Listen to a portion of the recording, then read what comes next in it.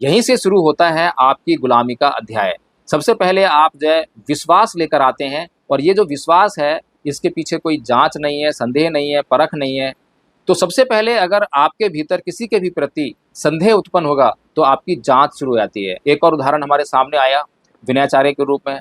विनयाचार्य जिसके बारे में लोगों को ये पता ही नहीं है कि वो भंते है या नहीं है, उसकी उपसंपदा भी नहीं हुई है। हिंदू लोग जिसकी उपसंपदा मंदिर में नारियल चढ़ाते हैं, और वो नारियल जो है पुजारी वापस दुकान पर जाकर बेच देता है, और फिर से जो है जो भक्त लोग आते हैं उसी नारियल को खरीदते हैं और फिर दोबारा से जो है मंदिर पर चढ़ा देते हैं। तो यही सब कुछ जो है भंते करुणाशील राहुल जी ने धम्मभूमि के माध्यम से ये जो धंधा है, बिजनेस है, ये करना शुरू कर दिया। नमो साथियों, आज 15 अगस्त है, भारत की आज़ादी का दिन। लेकिन क्या वास्तव में भारत के सभी लोगों के लिए ये आज़ादी का दिन है? जब हम आज़ादी की बात करते हैं तो इसका सबसे पहला मतलब होता है राजनीतिक आज़ादी। यानी कि एक देश ने भारत को गुलाम बनाए रखा था, अब उसने अपनी सत्ता जो है भारत के ही लोगों को हस्तांतरित कर दी है। इस आज़ादी को हम हर साल 15 अगस्त को सेलिब्रेट करते हैं, मनाते हैं, जश्न मनाते हैं इसका। लेकिन साथियों, बात यहीं पर ख़त्म नहीं हो जाती है, बल्कि इसके बाद से जो है असली आज़ादी की जंग शुरू होती है। राजनीतिक आज़ादी कुछ लोगों की आज़ादी नहीं हो सकती है, और आर्थिक आज़ादी, सामाजिक आज़ादी, इसके बारे में आप बहुत कुछ सुन चुके हैं, जानते हैं। तो आज इसी पर चर्चा करेंगे कि भगवान बुद्ध ने जो है किस प्रकार की आज़ादी की बात कही है, और वो आज़ादी जो है आपके लिए सचमुच की आज़ादी कैसे है, और क्या अभी आप जो है किसी झूठी आज़ादी में जी रहे हैं। तो साथियों, भगवान बुद्ध का कथन है अत्त दीपो भव। इसका मतलब ये है कि अपना दीपक स्वयं बनो, और जो व्यक्ति इस बात को अच्छी तरह से अमल में लेकर आ जाता है तो वह पूरी तरह से स्वतंत्र होता है, ये मान सकते हैं। क्योंकि अत्त दीपो भव, ये बात कहने मात्र से अत्त दीपो भव नहीं होती है, बल्कि अत्त दीपो भव करने के लिए हमें विषयों का अध्ययन करना पड़ता है, विषयों की जांच करनी पड़ती है। साथियों, मोदी जी ने भी आज लाल किले की प्राचीर से बहुत ही मनमोहक, अच्छा लगने वाला भाषण दिया, जो आपको भी पसंद आया होगा। और उसमें उन्होंने जो है क्वालिटी इक्वलिटी की बात कही है।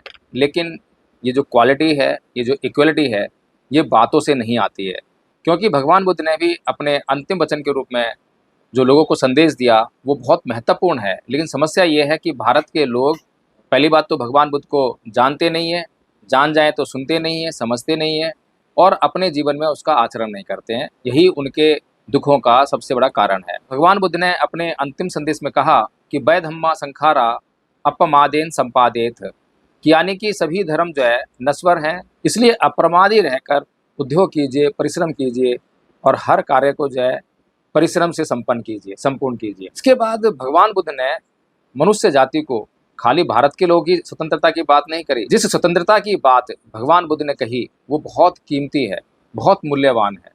और अगर उस बात को भारत के लोग, दुनिया के लोग समझ जाएं तो फिर उनको कोई गुलाम नहीं बना सकता। भगवान बुद्ध ने अपने प्रथम उद्गार जो कहे थे कि अनेक जाति संसार संधा विसंगनि विसंग है कारक संतो दुखा जाति पुनः पुनंग है कारक दिठोसी पुनः गेह न कहासी सब्बाते फासु का बग्गा घय कूटम संगीता विसंखार गतंग चित्तंग तरहान खय मत जगह। ये जो भगवान बुद्ध के ज्ञान प्राप्त करने के बाद जो प्रथम उद्गार थे ये बहुत महत्वपूर्ण है। भगवान बुद्ध कहते हैं कि मैं अनेक जन्मों तक जो है भटकता रहा, खोजता रहा, अनुसंधान करता रहा, और बार बार जो है दुखों में पड़ता रहा, लेकिन अब हे घर बनाने वाली तृष्णा, मैंने तुझे देख लिया है, अब तू दोबारा घर नहीं बना पाएगी। मैंने उस तृष्णा का नाश कर दिया है, अपने चित्त को संस्कारों से मुक्त कर लिया है, संस्कारों का क्षय कर दिया है। लेकिन साथियों, अधिकांश लोग जो है इन बातों को समझना ही नहीं चाहते हैं, और आज जो भगवान बुद्ध ने पूरी मानवता को उसकी गुलामी से मुक्त कराने के लिए, उसके सारे बंधन काटने के लिए इतना महत्वपूर्ण धम्म दिया, लेकिन बड़ा ताज्जुब होता है ये बात सुनकर कि भगवान बुद्ध की शरण में जाने वाले लोग जो बुद्धं शरणं गच्छामि, धम्मं शरणं गच्छामि, संघं शरणं गच्छामि का राग आलापते रहते हैं, वे लोग भी आज जो है अंधविश्वास, अंधश्रद्धा और पाखंड के शिकार हो रहे हैं। आज बहुत बड़े लेवल पर जो है वे पहले जो है जब हिंदू धर्म में थे, क्योंकि मैं भारत के मेन लैंड की बात कर रहा हूँ, जो बॉर्डर एरियाज पर जो ट्रेडिशनल बुद्धिज्म है मैं उसकी बात नहीं कर रहा हूँ, क्योंकि यहाँ पर जो है जो लोग कन्वर्ट हुए हैं हिंदू धर्म छोड़कर बौद्ध बने हैं, तो जैसे वो पहले हिंदू धर्म की गुलामी करा करते थे, हिंदू साधु संतों की गुलामी करा करते थे, उनका चोला देखते ही बस उनको साधु समझ लेते थे, वैसी ही गुलामी जो है अब वो बौद्ध बनकर भी कर रहे हैं। आज फर्क इतना है, पहले हिंदू साधु संतों का चोला हुआ करता था और अब जो है बौद्ध भिक्षुओं का चीवर हो गया है। अब बौद्धों के लिए बौद्ध भिक्षु और उनका चीवर यही धम्म का पर्याय है, वही धम्म है। इसके अलावा जो है वो कुछ सुनना नहीं चाहते हैं, समझना नहीं चाहते हैं। अगर बुद्ध के धम्म का ज्ञान कोई गृहस्थ दे रहा हो, कोई साधारण व्यक्ति दे रहा हो, तो उनका विश्वास जो है उस पर नहीं आता है, उनकी दृष्टि ही उस पर नहीं जाती है। बड़ी अजीब सी बात है।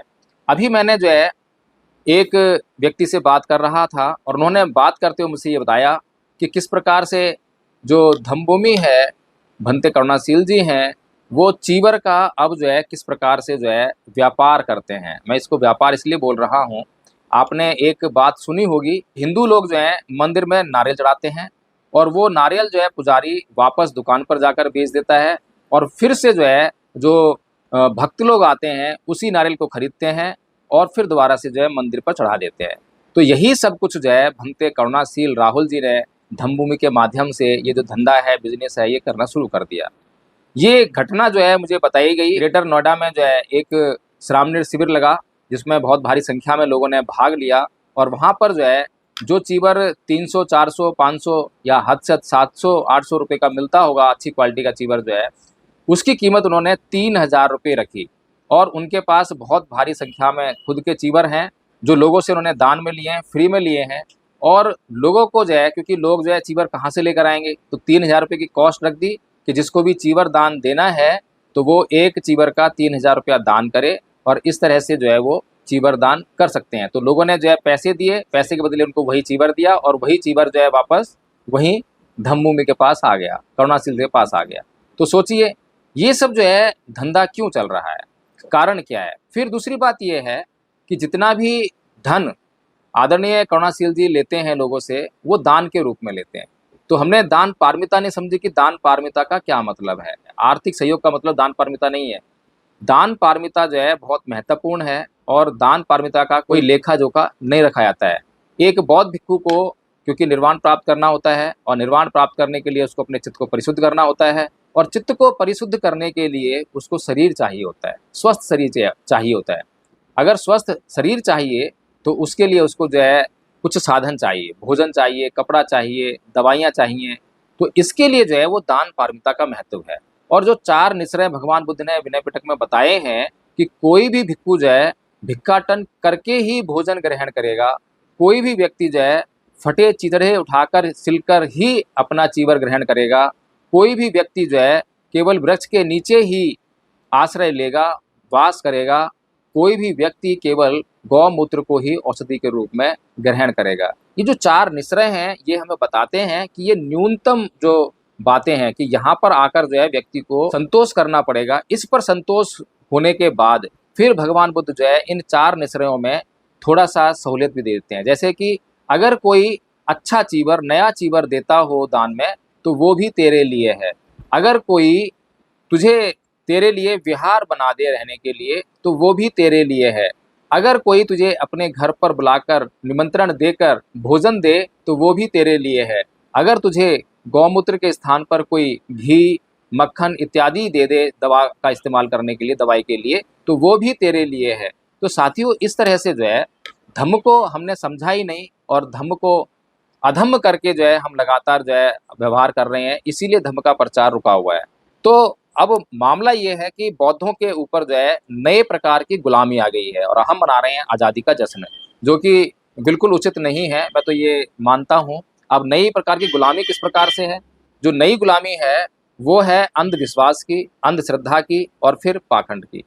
अंधविश्वास यानी कि जब हम किसी भी बात को किसी के कहने मात्र से मान लेते हैं, उस पर संदेह नहीं करते हैं क्योंकि वो किसी भिक्षु ने कही है या किसी पूजनीय ने कही है या बहुत बड़े महापुरुष ने कही है, बहुत बड़े विद्वान ने कही है या मुझे बहुत अच्छी लग रही है, केवल इन्हीं बातों से जो है हम उस बात को मानने का काम करते हैं। और जो कलामों को संदेश दिया था बुद्ध ने, उसको हम बिल्कुल साइड में रख देते हैं कि इसका कोई काम नहीं है। और फिर यहीं से शुरू होता है आपकी गुलामी का अध्याय। सबसे पहले आप जो है विश्वास लेकर आते हैं, और ये जो विश्वास है इसके पीछे कोई जांच नहीं है, संदेह नहीं है, परख नहीं है। तो सबसे पहले अगर आपके भीतर किसी के भी प्रति संदेह उत्पन्न होगा तो आपकी जांच शुरू हो जाती है। फिर जांच करेंगे तो उसके परिणाम आते हैं। जब जांच करने के बाद जो परिणाम आता है तब आपका विश्वास आता है, और जैसे ही आपका विश्वास आया किसी भी बात के ऊपर, फिर आपके भीतर उस बात के प्रति, उस व्यक्ति के प्रति श्रद्धा आती है। और जब वो श्रद्धा आती है तो वो श्रद्धा जो है आपके लिए पाखंड नहीं बनता, बल्कि आपकी मुक्ति का रास्ता बनता है, आपकी मुक्ति का साधन बनता है। तो इसलिए साथियों ये बहुत इम्पोर्टेंट है इसको समझना कि ये क्या श्रृंखला है, किस प्रकार से आज चीवर पहनकर जो है लोग धोखा दे रहे हैं। जैसे कि अभी एक और उदाहरण हमारे सामने आया विनयाचार्य के रूप में। विनयाचार्य जिसके बारे में लोगों को ये पता ही नहीं है कि वो भंते है या नहीं है, उसकी उपसंपदा भी नहीं हुई है। जिसकी उपसंपदा नहीं हुई है और अगर कोई चीवर पहन के घूम भी रहा है तो वो श्रामनेर है, उसको अपने आप से कुछ भी करने का कोई अधिकार नहीं है। वो हमेशा जो है अपने आचार्य के मार्गदर्शन में करता है। लेकिन यहाँ तो भारत के लोगों ने विनयाचार्य के हाथ में महाबोधि महाविहार का आंदोलन ही सौंप दिया। इतना खतरनाक स्टेप जो है भारत के लोगों ने, भारत के बौद्धों ने उठा लिया। उसका परिणाम ये हुआ, अंधश्रद्धा का परिणाम ये हुआ कि विनयाचार्य ने अपना पर्सनल जो अकाउंट है वो लोगों को दिया, पेटीएम नंबर दिया, और लोगों ने भर भर कर जो है पर्सनली भी, फिजिकली भी बहुत बड़े पैमाने पर जो है रुपया पैसा जो है विनयाचार्य को दिया। सबसे बड़ी बात क्या है आदरणीय साथियों, एक 2.5 लाख रुपए का चेक भी आदरणीय विनयाचार्य जी ने इशू कर दिया। अब 2.5 लाख रुपए का जो चेक इशू कर दिया विन आचार्य ने, उसका क्या मतलब है? आप चेक कब इशू करते हैं? किसी से उधार लेते हैं तभी उसको जो है गारंटी के रूप में चेक देते हैं। कोई व्यक्ति उधार क्यों लेता है? उसकी आजीविका का साधन क्या है? बुद्ध ने क्या आजीविका दी है बौद्ध भिक्षुओं के लिए? तो साथियों प्रॉब्लम ये है कि हमने जो है केवल विश्वास किया है, और विश्वास के पीछे हमारा कोई संदेह, कोई जांच, कोई प्रक्रिया ही नहीं है। इसीलिए जो है हमारे ऊपर, बौद्ध समाज के ऊपर आज नए प्रकार की गुलामी आई है। तो इसलिए इस गुलामी से आज़ादी पाना भी बहुत जरूरी है। धम्मपद संघ जो है इस गुलामी से आज़ादी का अभियान चला रहा है, और मैं आप लोगों को इनवाइट करता हूं इस गुलामी से आज़ाद होने के लिए। ये बहुत आसान है। धम्मपद संघ जो है बौद्ध धम्म के बारे में आपको एक एक शब्द, एक एक टर्म उसकी जानकारी देगा, और आपको जब जानकारियां हो जाएंगी, प्रक्रियाओं की जानकारियां हो जाएंगी, फिर आपको कोई मूर्ख नहीं बना सकता, फिर आपका आंदोलन सही दिशा में चलने लगेगा। साथियों ये बहुत ज़रूरी है, चाहे वो महाबोधि महाविहार का आंदोलन हो, चाहे वो भारत को बौद्ध में करने का आंदोलन हो। दोनों ही बातों के लिए अंधश्रद्धा, अंधविश्वास और पाखंड से मुक्त होना पहली शर्त है। अगर आप अंधविश्वास, अंधश्रद्धा और पाखंड से मुक्त नहीं हुए तो फिर आरएसएस की नज़र आपके ऊपर है, और आरएसएस के लिए आपको फिर से गुलामी में धकेलना बहुत आसान है। फिर आपका जो है महाबोधि महाविहार आपके हाथ में नहीं आने वाला है। तो धम्मपद संघ जो है महाबोधि महाविहार की मुक्ति के लिए आंदोलन कर रहा है, आंदोलन चला रहा है। लेकिन वो आंदोलन जो है, जो अभी तक आपने आंदोलन देखे हैं, पहला आंदोलन जो आपने अनागारिक धम्मपाल ने जो चलाया वो देखा, दूसरा आंदोलन जो है भंते सुरसाई जी जो कि जापान के भिक्खु हैं उनके द्वारा देखा, और तीसरा आंदोलन जो अभी आदरणीय आकाश लामा जी के द्वारा जो चलाया गया, जो 12 फरवरी 2025 से स्टार्ट किया गया था, वो आपने देखा, जो कि अभी भी गतिमान है। तो साथियों पहले तो हमें इन आंदोलनों की प्रकृति को समझना पड़ेगा। तो साथियों धम्मपद संघ के साथ में आए, और धम्मपद संघ के साथ में आकर आप जो है इस अभियान का हिस्सा बने, भारत को बुद्धमय करने का और महाबोधि महाविहार को मुक्त कराने का। तो साथियों मैं इस वीडियो को यहीं समाप्त करता हूं। अगर आपको यह वीडियो पसंद आया हो तो इसको लाइक करें, इसमें कमेंट करके मुझे बताएं कि क्या वास्तव में आज आप सही मायनों में आज़ादी का जश्न मना सकते हैं, या आज फिर से आप जो है उसी गुलामी को अपने आगे बढ़ाने के लिए प्रतिबद्ध हो रहे हैं। साथियों इस वीडियो को शेयर करना बिल्कुल ना भूलें। जय भीम, नमो बुद्धाय।